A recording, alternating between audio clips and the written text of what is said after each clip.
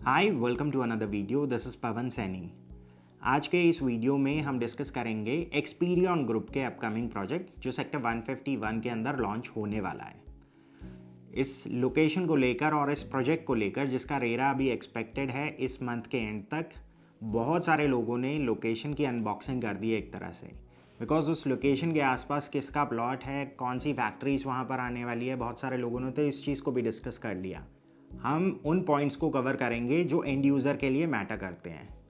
आज की करंट जो सिचुएशन है, हर कंपनी जितने भी टॉप एमएनसीज हैं सब जगह पे जॉब कट्स हो रही हैं। एआई की वजह से बहुत सारे जो लोगों की जो जॉब 10-10 15-15 साल से सिक्योर्ड जॉब मान रहे थे वहाँ पर भी जॉब कट्स हो रहे हैं। तो करंट साइकिल को देखते हुए क्या यहाँ पर एंड यूज़र इस प्रोजेक्ट के अंदर एंट्री कर पाएगा? और अगर आप भी एक एंड यूज़र हैं और अपने लिए घर खरीद रहे हैं तो आपके पास नोएडा, ग्रेटर नोएडा और गाज़ियाबाद बेल्ट के अंदर क्या क्या अवेलेबल ऑप्शन है ये भी हम डिस्कस करेंगे। बिकॉज एक एंड यूज़र के लिए यही मैटर करता है। In every city, there is a moment when a piece of land stops being just land and becomes a bet on the future. In Noida, that moment is happening right now mainly because of 2-3 developments, जहाँ पर pricing 30,000 से 35,000 रुपये तक भी गई और future में 40,000 रुपये तक भी जाएगी। बट डज दैट मीन कि हर कोई डेवलपर उतना प्रीमियम कमांड कर सकता है? The answer is no.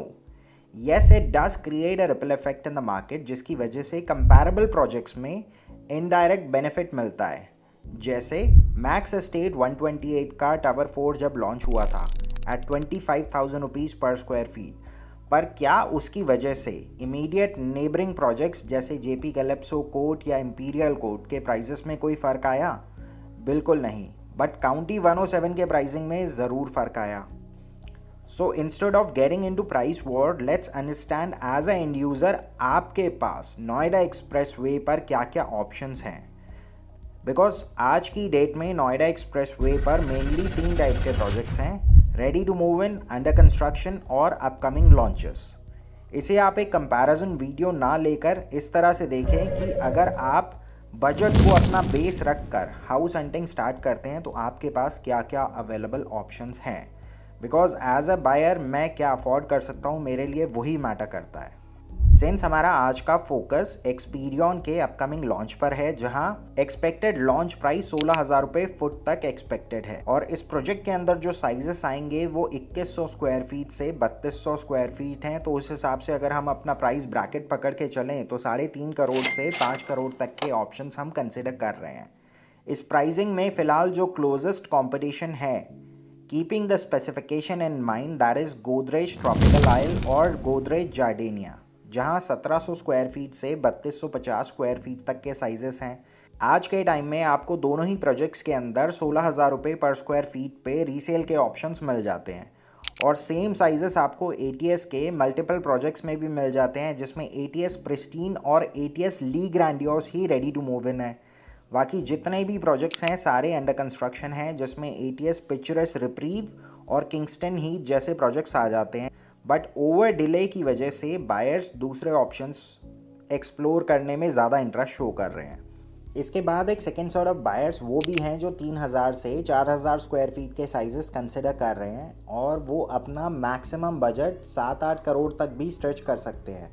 ये वो बायर हैं जिनके पास एटलीस्ट 50% सेल्फ फंडिंग अवेलेबल है। तो इस सिनेरियो में इनके पास 2 और बेटर ऑप्शंस हैं, जिसमें गौर आइलैंड और गौर लेगेसी जैसे प्रीमियम प्रोजेक्ट्स आ जाते हैं, जो जेपी ग्रीन्स की एक परफेक्ट लोकेशन में अवेलेबल है, जहां पर आज आपको रीसेल में 15 से 17,000 रुपये पर स्क्वायर फीट में रीसेल ऑप्शंस मिल जाते हैं।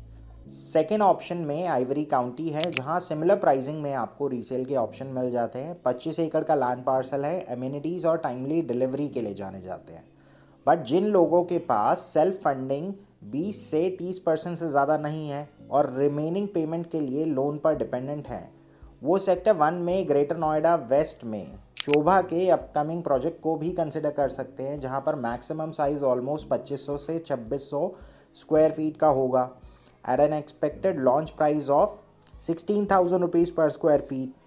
नोएडा एक्सटेंशन जैसी लोकेशन पर शोभा और गोदरेज जो प्रीमियम चार्ज कर रहे हैं, दैट इज़ फॉर सर्टेनिटी। अगर आपको थोड़ा सा रिलैक्स पेमेंट प्लान चाहिए तो आप सेक्टर 12 में गोदरेज मैजेस्टी को भी कंसिडर कर सकते हैं, जहां पर 3 BHK में 2300 स्क्वायर फीट से 2500 स्क्वायर फीट के ऑप्शंस आपको मिल जाते हैं।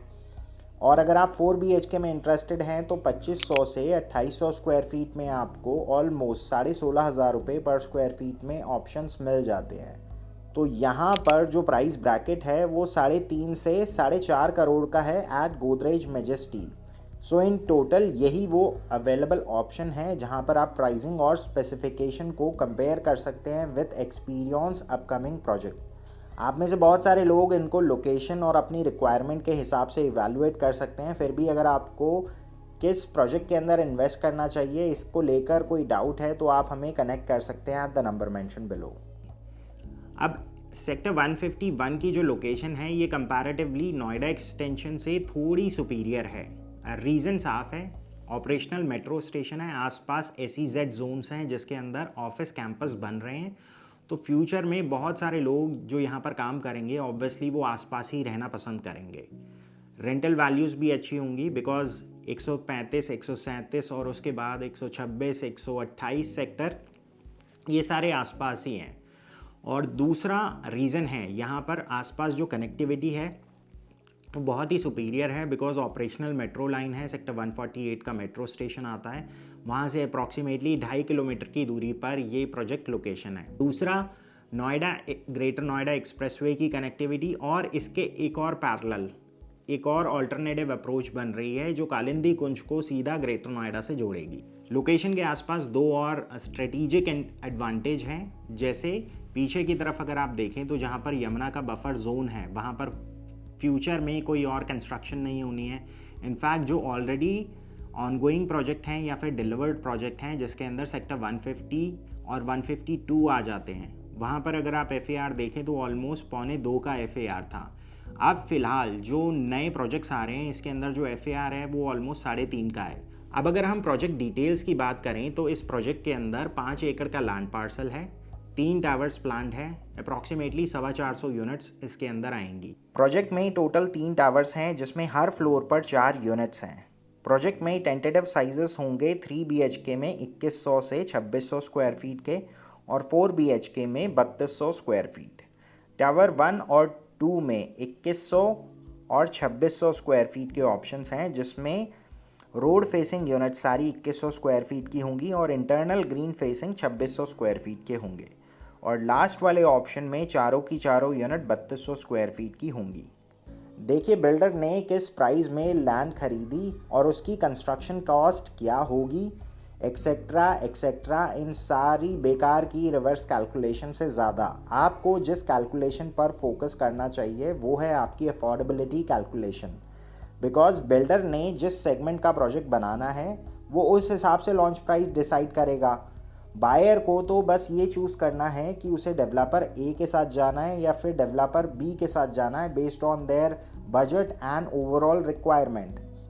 सो instead of rushing for EOI, people should wait and watch for the project layouts, project details, pre-launch offer और कहाँ इन्वेंट्री लेनी चाहिए and most importantly payment plan. Project pre launch phase में अगर ओवर सब्सक्राइब हो जाता है तो डेवलपर भी रिलैक्स पेमेंट प्लान ऑफर नहीं करता है। आज के डेट में अगर हम एक गाड़ी लेने भी जाते हैं तो अपने फ्रेंड्स और फैमिली से रिसर्च और फीडबैक के बेसिस पर ही डिसीजन लेते हैं। तो यहाँ तो हम घर की बात कर रहे हैं जहाँ पर एक लॉन्ग टर्म कमिटमेंट है बिकॉज मेजॉरिटी बायर्स 10 से 20 साल के लोन टेन्योर के साथ ऑप्ट करते हैं।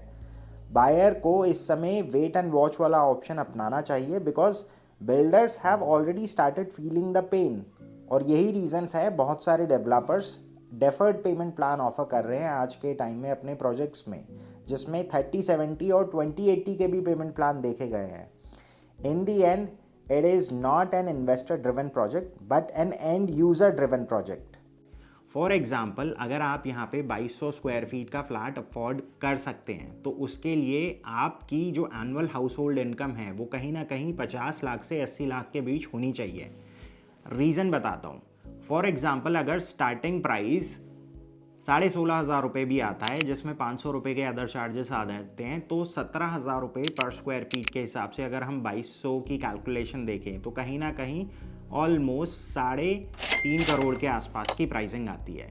आपने फॉर एग्जांपल्स इतनी सेविंग कर रखी है कि 1 करोड़ आप अपनी पॉकेट से दे सकते हैं। उसके बाद भी अगर आप 2.5 करोड़ का लोन लेते हैं तो उस 2.5 करोड़ के लोन को अगर आप 20 साल तक कंटिन्यू करते हो, मैं सिर्फ 20 साल की बात कर रहा हूँ, तो ऑलमोस्ट 2 लाख रुपए मंथली ईएमआई आती है और जितना आपने लोन लिया है ऑलमोस्ट उतना ही आपको वापस करना पड़ेगा। तो इवेंचुअली ये मत देखिए कि आपको 2.5 करोड़ का लोन मिल जाएगा, आप ये देखिए कि आपको 5 करोड़ का लोन वापस ब्याज के साथ चुकाना है। तो क्या आप इस लॉन्ग टर्म कमिटमेंट के लिए रेडी हो? और अगर आपको लगता है कि 20 साल में मैं 2 लाख रुपए नहीं दे सकता हूँ, मैं अपना टेन्योर बढ़ा लेता हूँ, तो अभी जो फिलहाल रेट ऑफ इंटरेस्ट चल रहा है दैट इज़ ऑलमोस्ट 7.90, उसके हिसाब से भी अगर हम देखें तो ऑलमोस्ट 180 की ईएमआई आती है।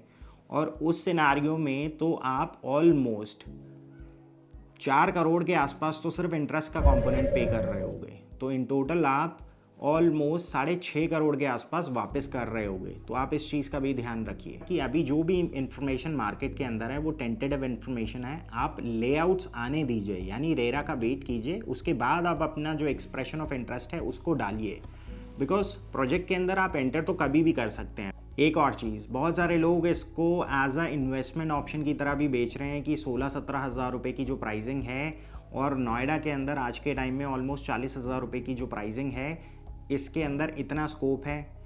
टू बी ऑनेस्ट, आप लास्ट 1 साल के अंदर इस रीजन में और इसके आसपास यमुना एक्सप्रेसवे हो या फिर गाज़ियाबाद हो, जितने भी प्रोजेक्ट्स हैं, आप किसी भी 5 प्रोजेक्ट के नाम आप मुझे कमेंट सेक्शन में बता दो जहां पर एग्जिट का ऑप्शन मिल गया हो। क्योंकि आज के टाइम में मिस सेलिंग इसी तरह से होती है कि आप अर्ली एंटर कर जाइए, 30-40% के बाद जैसे ही ट्रांसफ़र ऑप्शन होगा आपकी यूनिट निकाल देंगे। सो जितने भी इन्वेस्टर्स जिन्होंने लास्ट 1-1.5 साल के अंदर यमुना एक्सप्रेसवे हो या फिर वेब सिटी हो, जिन भी प्रोजेक्ट के अंदर इन्वेस्ट कराए, आज के टाइम में एग्जिट करने के लिए इतना डेस्परेट हैं कि जिस रेट पे लॉगिन करा था उस रेट पे भी एग्जिट करने को तैयार हैं। सो आज के लिए बस इतना ही गाइस। अगर आपको लगता है ये प्रोजेक्ट आपके लिए है और किसी भी तरह की फर्दर इंक्वायरी करना चाहते हैं या फिर इस प्रोजेक्ट के अंदर आगे बढ़कर बुकिंग करना चाहते हैं, तो आप मुझे डायरेक्टली कनेक्ट कर सकते हैं at the number mention below. अगर आपको हमारा ये कंटेंट अच्छा लगता है तो जाने से पहले एक रिक्वेस्ट है guys, please subscribe to our channel, because हम इसी तरह के प्रोजेक्ट की डिटेल एनालिसिस करते हैं, not just in Noida but in other cities as well. Recently हमने पंचकुला, न्यू चंडीगढ़ और गुड़गांव भी करना शुरू करा है, तो वहाँ पे भी हमें अच्छा रिस्पांस मिला है। मेनली डीएलएफ के प्रोजेक्ट्स के साथ हम वर्किंग कर रहे हैं न्यू चंडीगढ़ और पंचकुला वाली लोकेशन पर।